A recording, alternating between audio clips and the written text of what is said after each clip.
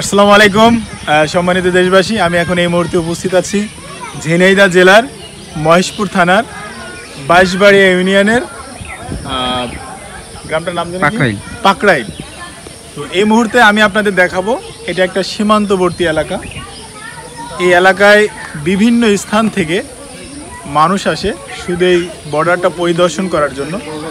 আজকেও সে প্রতিদিনের ন্যায় এখানে অনেক মানুষ এসছে এই স্থানটা পরিদর্শন করার জন্য। আমরা আজকে আপনাদের দেখাবো এই স্থানে কি পরিমাণ মানুষ আসে দূর দূরান্ত থেকে। আপনারা অবশ্যই আমাদের সাথে থাকবেন। এর পাশাপাশি আপনাদের দেখাবো এই যে সীমান্তবর্তী এলাকা হিসাবে এখানকার যেই মানুষের দৈনন্দিন জীবনের যে চলাফেরাগুলো কতটা ভয়ঙ্কর বা কতটা ভালো দিক, দুইটাই আপনাদের কাছে আজকে তুলে ধরবো। আপনাদের যদি দেখায়, আমার ঠিক বাম পাশটায় যেই বর্ডার বেল্টটা চলে গেছে, এখান দিয়ে আমরা এখানে স্বচক্ষে দেখতে পাচ্ছি যে বিএসএফ সাইকেলে পেট্রোলিং করে তারা এখানটা পরিদর্শন করছে, এমনকি তারা এই জিনিসটা টহল দিচ্ছে। কিন্তু এখানে কিন্তু আমাদের বাংলাদেশের বিজিবিরা এখানে তাদের এখনও পর্যন্ত তাদের সশরীরে উপস্থিতি এখন আমরা দেখিনি। তাই আমরা এখন এই জায়গায় ভিডিও করছি। এটা একটা 0 পয়েন্ট।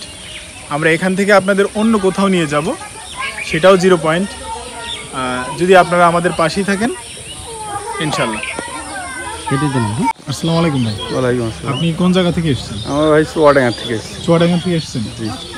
এখানে কোনো কি আপনার আত্মীয় বাড়ি? জি, সামন্ত আত্মীয় বাড়ি। সামন্ত আত্মীয় বাড়ি? জি। শ্বশুর বাড়ি নাকি? না, জি না, নানার বাড়ি। নানার বাড়ি, বাপের শ্বশুর বাড়ি। মানে ওখান থেকে ভিজিট এসেছেন এখানে? আপনার পরিবারের কে আসছে আপনার সাথে? আমার ওয়াইফ এসেছে। আপনার ওয়াইফ আসছে আর আপনার বাচ্চা না? জি। আসসালামু আলাইকুম। আপনি কোথা থেকে এসেছেন? আমি আসছি মাইলবেড়ে থেকে। মাইলবেড়ে থেকে? এর আগে কখনো এখানে আসা হয়েছে? না না, এই প্রথম এখানে আসা হয়েছে না? তো এখানকার স্থানগুলো দেখে আপনার কেমন লাগছে? আসলে এটা ভালোই লাগে, কিন্তু এটা নতুন অভিজ্ঞতা না। আমরা ভারতীয় বর্ডারে এর আগেও গিয়েছি বিভিন্ন জায়গায়, বিভিন্ন আমাদের যেহেতু বাংলাদেশের 3 দিকেই ভারতীয় সাম্রাজ্যের অংশ, ভারতীয় সাম্রাজ্য দ্বারা পরিবেষ্টিত। তো বিভিন্ন সময় বিভিন্ন বর্ডারে বিভিন্ন প্রয়োজনে গিয়েছি, এই আর কি। তা আপনি হচ্ছে ইন্ডিয়ার ওদের মধ্যে ছড়াচ্ছেন, যদি গুলি করে দেয়? এখানে আসলে কি গুলি করার ইয়ে থাকে? এটা কি সীমান্ত পিলারের ইয়ে? বুঝা যাচ্ছেন তো? এই যে পুরো এই বড় মোটা আইলটা হচ্ছে সীমান্ত। ইন্ডিয়ার লোক আসে না করতে আসে, ওরা তো ওই কাটাতার ওই দূরে বাড়ি। বল কথা। আমি এই মুহূর্তে ঠিক পাকরাইলের আরেকটা স্থানে এসেছি। এটা হলো সেই সীমান্ত পিলার, 55 নম্বর পিলার। আমি যদি আপনাদের দেখাই, 55, এই যে 55, এটা বাংলাদেশ।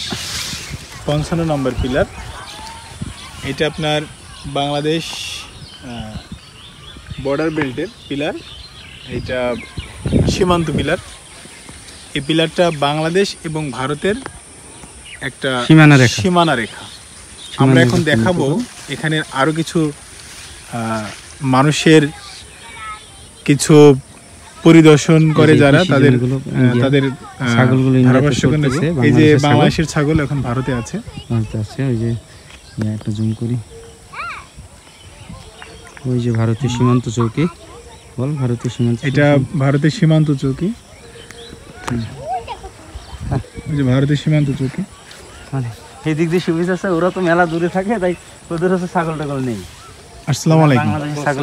আপনি কি এখানকার স্থানীয়? না, আমার যশোরের বাড়ি। যশোরের বাড়ি? আপনি এখানে ঘুরতে এসেছেন নাকি না কোনো আত্মীয় বাড়িতে? ঘুরতে এসেছেন। বাবু, ইন্ডিয়ার লোক তো এদিকে আসে না। তোমার নাম কি বাবু? যারা। যারা? তোমার বাবার সাথে এসছো? দেখেন তারা এখানে ট্যুরে এসছে। আমরা এখন আরেকটা স্থানে যাব।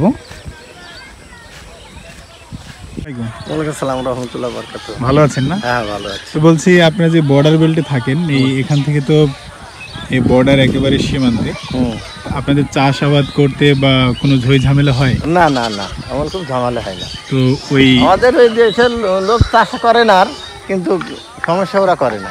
ওরা করে? আমরা ছাগল টাগল নিয়ে যাই, গরু বাছুর যাই, সমস্যা হয় না। তো ওরা ঝামেলা করা বা বা আপনার যখন ওই যে বিএসএফ প্যাট্রোলিং করছে, ওরা মানে অতর্কিত কখনো কোনো দিন মানে গুলি ছোড়া বা এই ধরনের কোনো কার্যক্রম করে কিনা? না, গুলি মানুষ বাইরেছে অনেকদিন আগে, তারপরে 10 বছর হয়ে গেল। 10 বছর হয়ে গেল। এরপরে এখানে কোনো হতাহত হয়েছে এই পর্যন্ত? না না, কোনো হতাহত হয়নি, মারামারও হয়নি। তা আপনি কি এই বর্ডারে বা এই বর্ডার বেল্টের আপনার কোনো জমি আছে? হ্যাঁ, এই যে এই জমি তো বর্ডারের সাথে আমাদের জমি। আপনাদের এখানে আপনি চাষবাস করেন? চাষ করি, আর বাড়ি তো আমার এখানে। তো কোনো সেরকম সমস্যাটা না না, হচ্ছে কোনো এখানে? সমস্যা হয়নি স্যার। আদর মিথ্যে কথা বলে লাভ নেই। ঠিক আছে, আপনার কাছে এই তথ্যটা নিয়ে আসলাম। আসসালামু আলাইকুম। আসসালামু রহমতুল্লাহ। আসসালামু আলাইকুম। আপনাদের বাসা কোথায়?